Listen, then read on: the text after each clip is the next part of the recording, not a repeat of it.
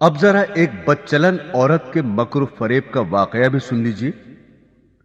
بنی اسرائیل کے یہاں ایک پہاڑ تھا جسے وہ بڑی عظمت والا سمجھتے تھے اور اس کی بڑی عظمت و توقیر کرتے تھے، اور اگر کسی بات کا فیصلہ کرتے وقت قسم کھانے کی نوبت آتی تو اس پہاڑ پر چڑھ کر قسم کھاتے اور اسے وہ سچا سمجھ لیتے۔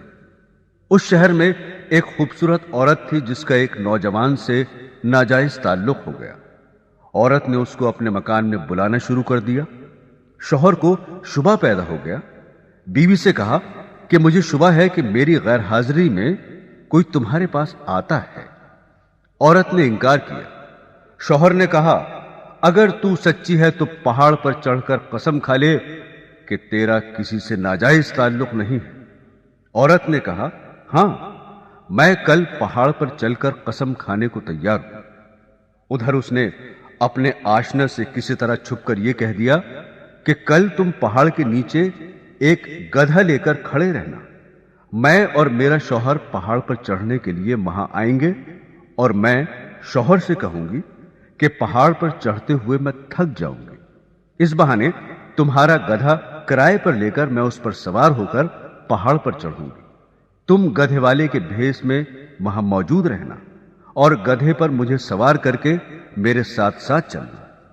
چنانچہ جب دوسرے روز میاں بیوی پہاڑ پر چڑھنے کے لیے گھر سے نکلے اور چلتے چلتے پہاڑ کے پاس پہنچے تو وہاں اس کا آشنا گدھے والے کے بھیس میں گدھا لیے کھڑا ہوا تھا۔ عورت نے شوہر سے کہا چلتے چلتے میں تھک گئی ہوں، مجھے یہ گدھا کرائے پر سواری کے لیے دو۔ شوہر نے گدھے والے سے کرایہ مقرر کیا اور بیوی کو گدھے پر سوار کر کے تینوں پہاڑ پر چڑھنے لگے۔ جب وہ جگہ آئی جہاں لوگ قسمیں کھاتے تھے تو اس مکار عورت نے اپنے آپ کو گدھے سے نیچے گرا دیا، اور اس گرنے میں اپنی رانے وغیرہ قابل سطر بدن بھی ننگا کر دیا، اور ایسی صورت پیدا کر دکھائی کہ شوہر نے یہی سمجھا کہ گدھے سے اتفاقاً گر گئی اور گرتے ہوئے اتفاقاً ننگی ہو گئی ہے۔ وہ جھٹ اٹھی اور اپنا لباس درست کر کے پہاڑ کی قسم کھانے والی جگہ پر کھڑی ہو کر کہنے لگی میں قسم کھاتی ہوں میرے ننگے بدن کو آج تک تمہارے سوا اور اس گدھے والے کے سوا اور کسی نے نہیں دیکھا۔ شوہر مطمئن ہو گیا کیونکہ اس نے یہ سمجھا کہ اس گدھے والے نے اسے گدھے سے گرتے ہوئے اس کا ننگا بدن اتفاقاً دیکھا۔